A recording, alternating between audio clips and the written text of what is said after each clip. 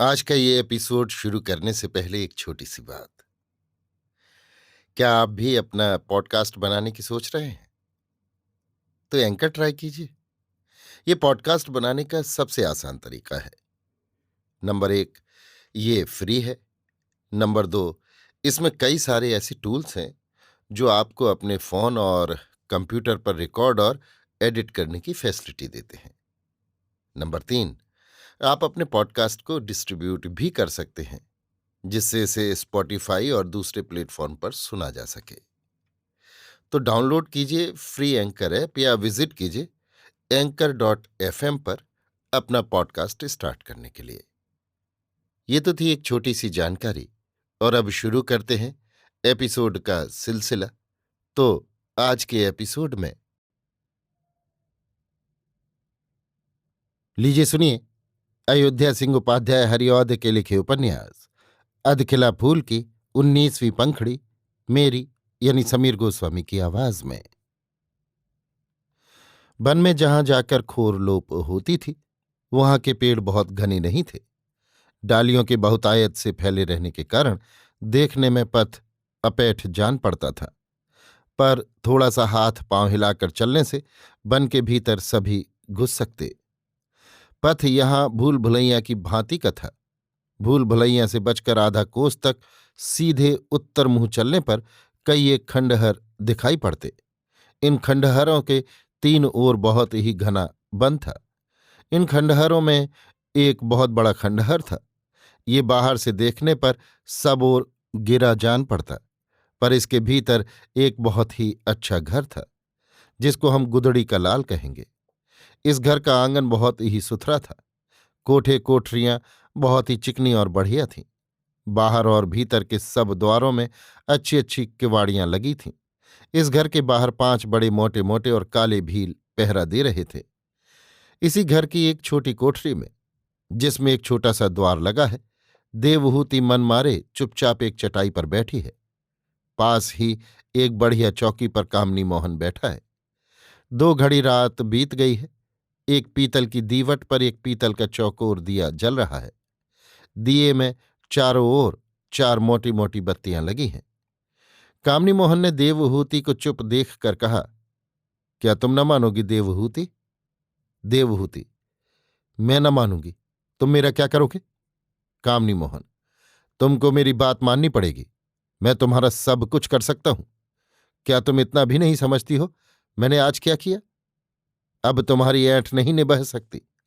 इस घड़ी मैं जो चाहूं करूं, तुम्हारा किया कुछ नहीं हो सकता।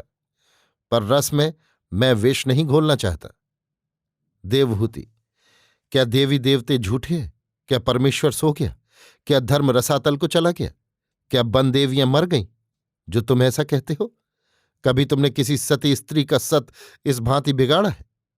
कामनी मोहन, ऐसी बात न कहो, नहीं अभी अनर्थ होगा। कामनी मोहन, हाँ ऐसा। ये जीवट उस दिन कहाँ था जिस दिन तू पहली बार मेरे हाथों पड़ी? उस दिन मुझको बातों में फांस कर तू निकल गई, पर अब वो दिन दूर गए। ऐसी झांझ मैंने बहुत देखी है। देवहूति, उस दिन मैं जो थी आज भी वही हूं। उस दिन जो तुम थे आज भी वही हो। ना तुम उस दिन कुछ कर सके, ना आज कुछ कर सकोगे। उस दिन तुम्हारे हाथों से बचने के लिए मुझसे जो करते बन पड़ा मैंने किया। आज जो करते बनेगा फिर करूंगी। इस पर मुझको धर्म का बल है, देवताओं का भरोसा है, भगवान का सहारा है। फिर तुम मुझको क्या धमकाते हो?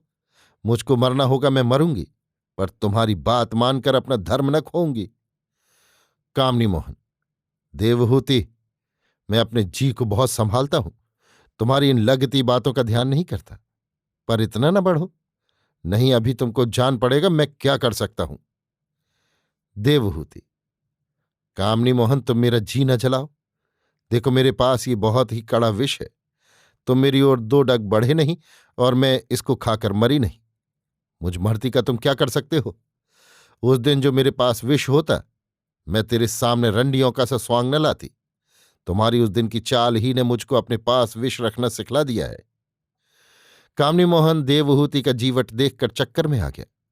उसके ऊपर कड़ाई करना अच्छा न समझकर बोला, देवहूति, तुम क्यों मरने के लिए इतना उतारू हो? क्या तुमको अपना जी प्यारा नहीं है? मरने में क्या रखा है? मरने वालों के लिए चारों ओर अंधेरा है।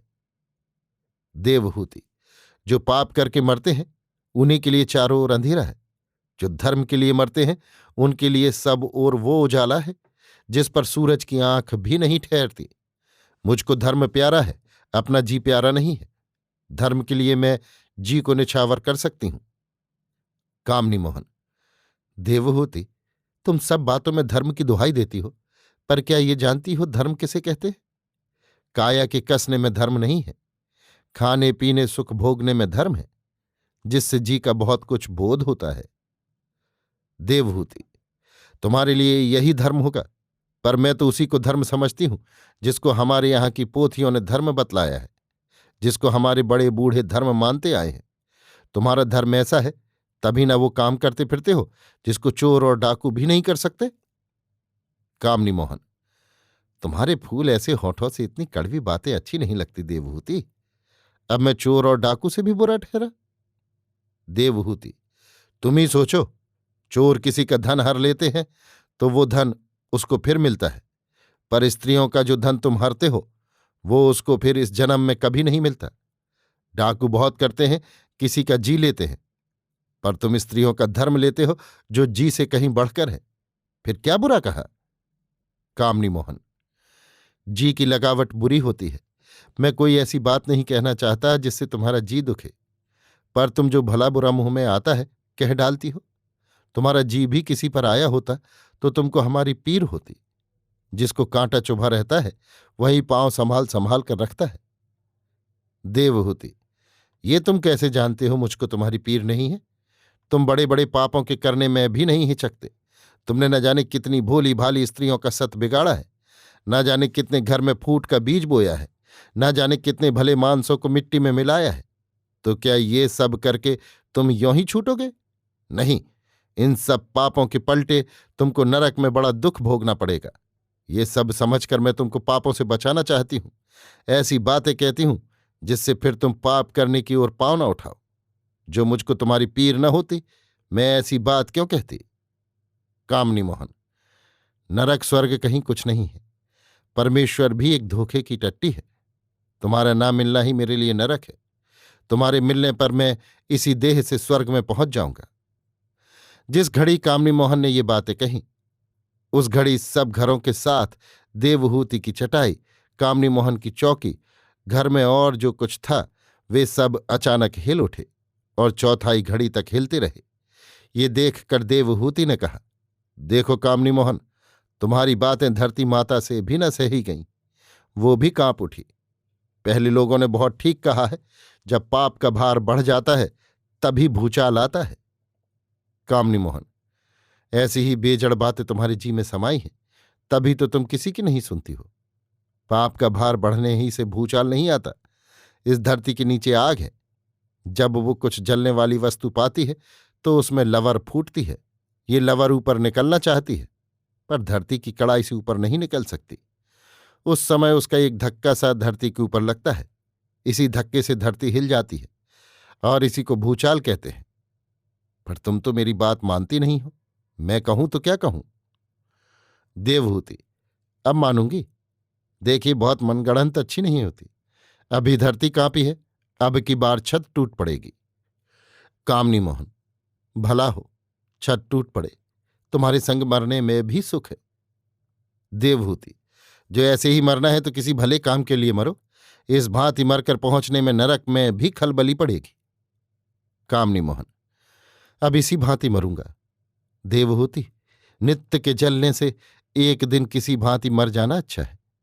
देखो, मेरे पास लाखों की संपत्ति है, 20 गांव हैं, 50 टहलवे हैं, भांति भांति की फुलवारियां हैं, रंग रंग की चिड़ियां हैं, अच्छे अच्छे खिलौने हैं, सजे सजाए हाथी हैं, पवन से बातें करने वाले घोड़े हैं, खिली चमेली सी घरनी है, सारे गांव पर डांट है, पर मेरा जी इनमें से किसी में नहीं लगता।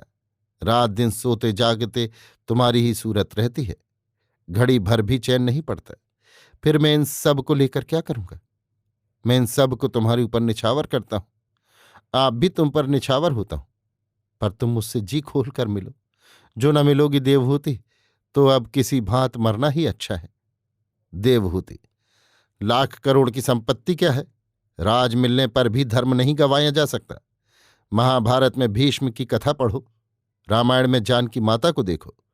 जहां की मिट्टी पवन पानी से ये लोग बने थे, वहीं की मिट्टी पवन पानी से मैं भी बनी हूं। फिर तुम मुझको धन संपत्ति की लालच क्या दिखलाते हो?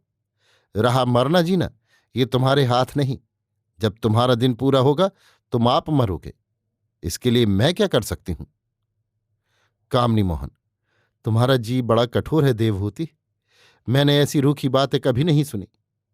पर जैसे हो मैं तुमको मनाऊंगा, तुम भी ये सोच लो, अब हठ छोड़ने ही में अच्छा है। यहां से तुम किसी भांति बाहर नहीं निकल सकती हो, न यहां कोई किसी भांति आ सकता है। सब भांति तुम मेरे हाथ में हो। कितने दिन तुम्हारी ये टेक रहेगी? हार कर तुमको मेरी होना ही पड़ेगा। पर आज तुम सारे दिन व्रत रही हो, अब तक भूखी हो। इस पर पहर भर पीछे अभी तुमको चेत हुआ है। तुम्हारा जी झुंझलाया हुआ है, इससे कोई बात तुम्हारे मुंह से सीधी नहीं निकलती। लो, अभी इस घड़ी मैं जाता हूं। ये पलंग बिछा हुआ है, तुम इस पर सो। कल मैं फिर मिलूंगा, पर मैं जो कहे जाता हूं उसको भली भांति सोचना।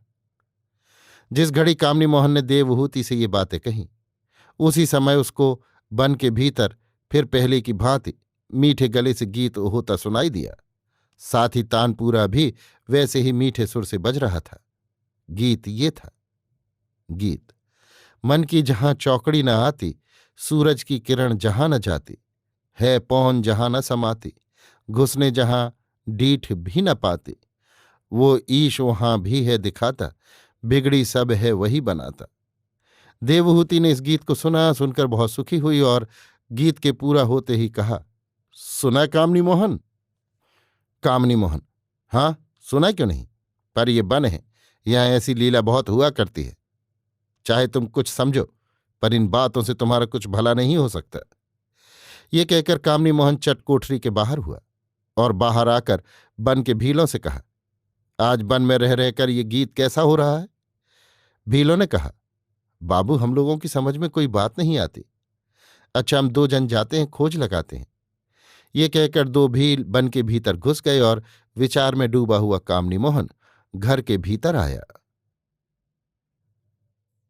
अभी आप सुन रहे थे अयोध्या सिंह उपाध्याय हरिऔध के लिखे उपन्यास अधखिला फूल की 19वीं पंखुड़ी, मेरी यानी समीर गोस्वामी की आवाज में।